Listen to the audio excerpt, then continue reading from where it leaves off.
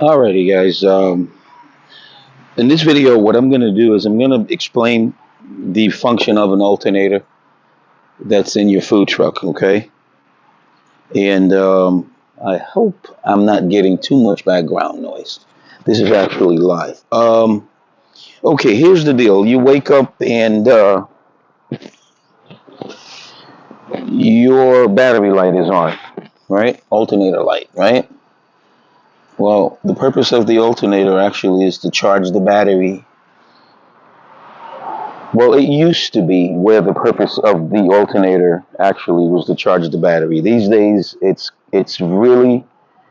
has really changed because of the just technology.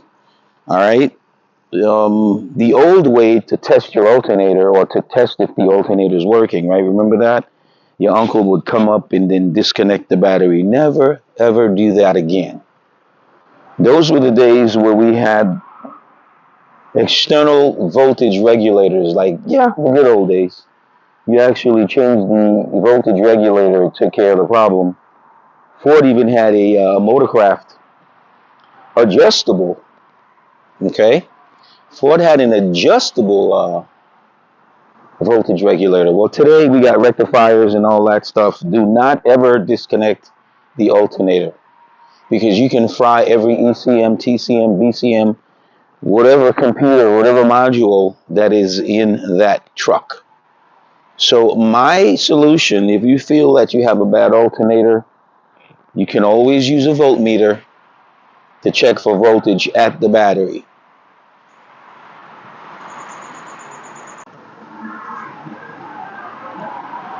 So using a voltmeter, the battery should be at 12 volts.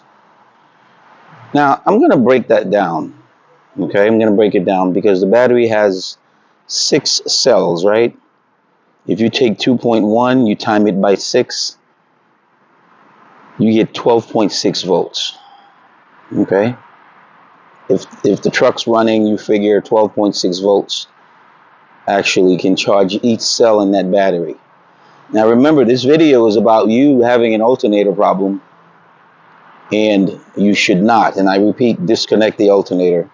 I'm going to save that for another video, and there it is, 12.1. If I start the truck, it's going to go up to 12.6, 12.7, 12.8, with everything on, like air conditioning, lights, blower motor, radio. It's going to probably say 12, 12.7, 12.8, 12, 13 volts is fine. Anything above 14 is overcharging. So there it is, guys.